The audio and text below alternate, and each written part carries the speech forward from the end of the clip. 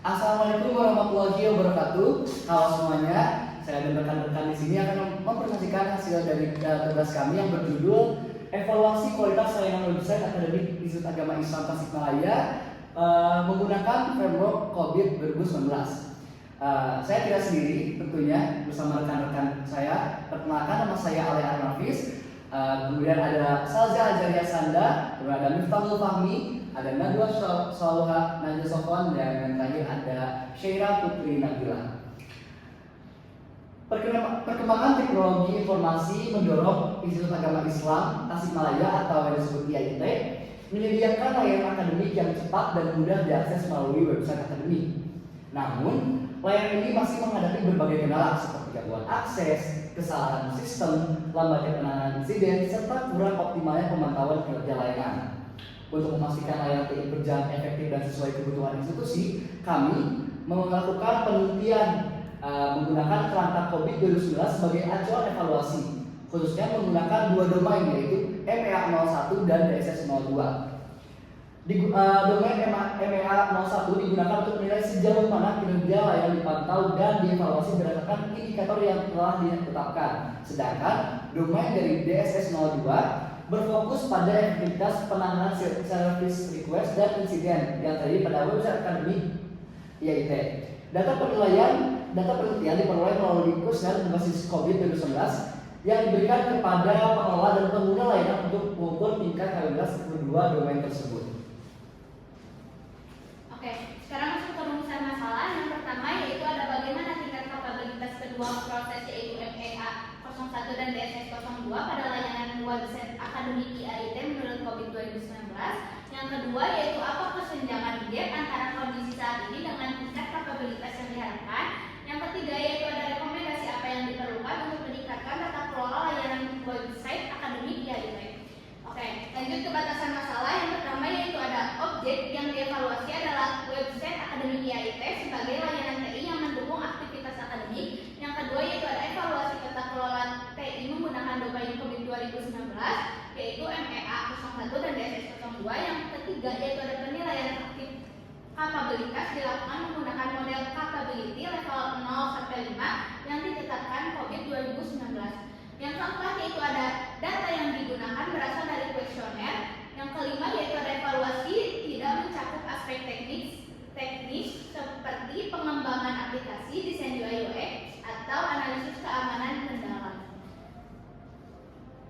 Oke, lanjut ke tujuan penelitian yaitu satu ada mengukur tingkat kapabilitas proses MEA 01 dan DSS 02 berdasarkan COVID 2019. Yang kedua yaitu ada mengidentifikasi perbedaan antara tingkat kapabilitas saat ini dan tingkat yang diharapkan. Yang ketiga yaitu ada memberikan rekomendasi peningkatan tata kelola TI pada layanan website akademik IAIT. Selanjutnya itu ada manfaat penelitian. Yang pertama memberikan referensi akademik mengenai penerapan COVID 2019 untuk evaluasi tata kelola TI pada layanan website akademik. Yang kedua yaitu ada memberikan gambaran kondisi tata kelola layanan website akademik IAIT. Yang ketiga yaitu ada menjadi bahan pertimbangan bagi pengelola IT dalam mengembangkan perbaikan layanan. Yang keempat yaitu ada memberikan rekomendasi strategis untuk meningkatkan efektivitas dan keandalan sistem. Oke, selanjutnya pada alasan teori yang pertama ada website akademik yaitu sistem informasi berbasis web untuk mendukung aktivitas akademik seperti KRS, nilai, dan data mahasiswa atau perkuliahan.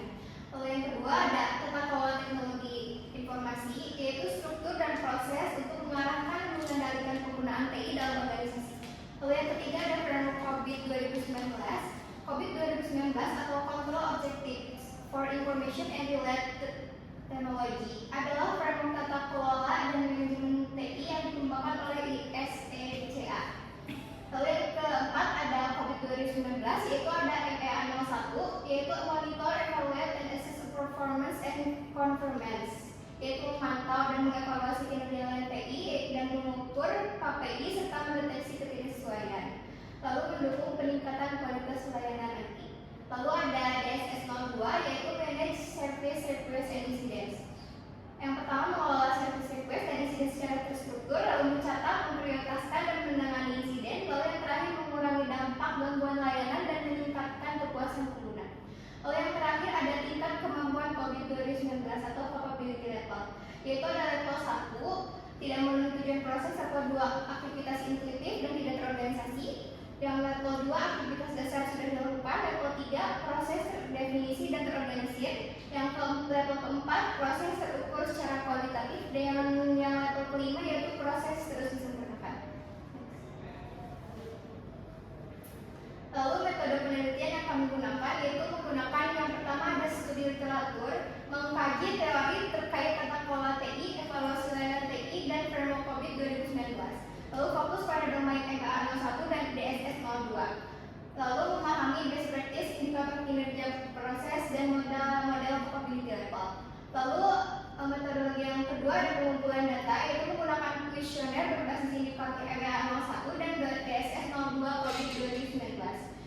Lalu yang ketiga ada pengolahan data, memeriksa kelengkapan validitas jawaban, cleaning data, dan rekapitulasi skor tiap indikator untuk menghitung capability level, dan mengonversi hasil ke skala capability level COVID 2019 level 0 sampai 5. Lalu yang keempat ada penyusunan temuan yaitu mengidentifikasi, menilai kesesuaian, menemukan area yang tidak terdokumentasi atau belum distandarkan, dan mengukur gap antara kondisi as is dan target capability level. Lalu yang terakhir ada penyusunan rekomendasi berdasarkan hasil temuan dan capability level MPA 01 dan DSS 02, lalu menyusun langkah perbaikan, mendorong peningkatan kapabilitas agar sesuai standar COVID 2019, dan terakhir memberikan rekomendasi agar proses TI lebih efektif dan mendukung layanan website akademik di AIT.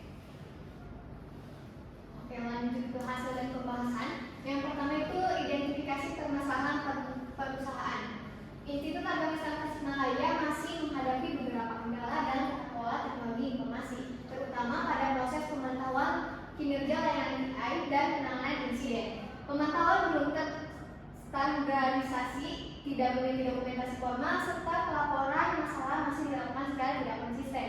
Evaluasi layanan TI pun belum dilakukan secara rutin sehingga perbaikan bersifat reaktif. Kondisi ini berdampak pada layanan penting seperti KS online, portal akademik, hadiah digital, dan administrasi. Oleh karena itu, IAIT membutuhkan tata kelola TI yang lebih terukur dan terstruktur sesuai standar COVID 2019. Yang kedua itu mengidentifikasi proses teknologi informasi.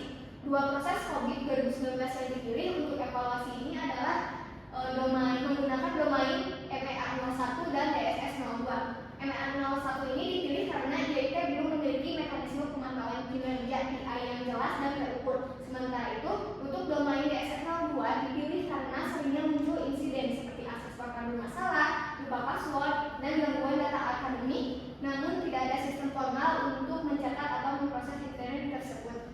Dengan fokus pada dua domain ini, penelitian dapat memberikan rekomendasi strategis untuk meningkatkan pemantauan dan penanganan insiden IT di IAIT. Nah, kemudian ada hasil pengukuran berdasarkan kuesioner capability level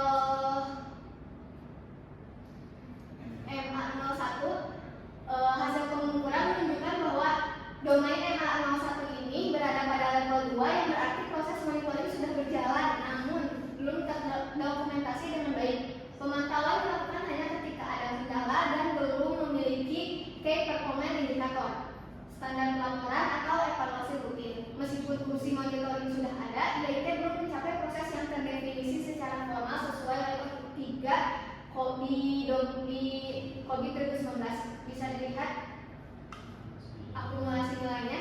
Kemudian untuk di domain DSS 02 ini berada pada level 1 menuju level 2. Penanganan insiden memang dilakukan, namun masih bersifat reaktif dan tidak mempunyai sistem pelaporan yang resmi. Pengguna melaporkan kendala masih melalui WhatsApp atau secara langsung, sehingga tidak ada dokumentasi, prioritas insiden, maupun SLA yang mengatur waktu penyelesaian.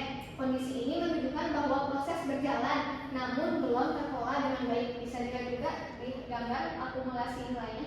Oke, untuk tahap keempat mengenai tahap rekomendasi untuk capaian capabilities level MPA 01 itu direkomendasikan untuk meningkatkan kapabilitas KPI layanan TI dengan membuat SOP monitoring dan melakukan evaluasi secara berkala. Nah, ini juga penting untuk mengembangkan dashboard monitoring agar data kinerja TI-nya dapat secara real time serta mengadakan rapat evaluasi rutin sebagai bentuk pengendalian dan peningkatan kualitas layanan. Nah, untuk capability level DSS 02 itu meliputi pembuatan SOP penanganan insiden, penerapan sistem tiket berbasis web, dan pencatatan log insiden secara terstruktur. YIT juga perlu memberikan pelatihan kepada staf TI agar proses penanganan insiden lebih cepat dan efektif, serta membuat laporan insiden bulanan untuk mendukung analisis dan perbaikan secara berkelanjutan.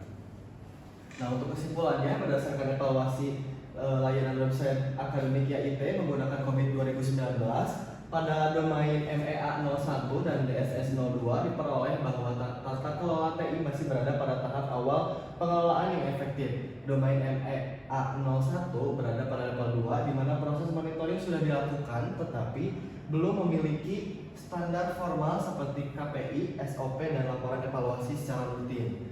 Nah, sementara itu pada domain DSS 02 berada pada level 1 menuju level 2 yang artinya penanganan insiden sudah berjalan namun belum dilengkapi mekanisme pencatatan, prioritas insiden, SLA maupun dokumentasi penyelesaian. Nah, laporan kendala masih dilakukan secara informal sehingga tidak terdokumentasikan dengan baik. Secara keseluruhan, proses TI sudah berlangsung tetapi belum konsisten, belum terstruktur, belum didukung prosedur yang baku. Peningkatan level kapabilitas diperlukan agar layanan TI efektif, terstruktur, dan sesuai dengan standar COVID 2019.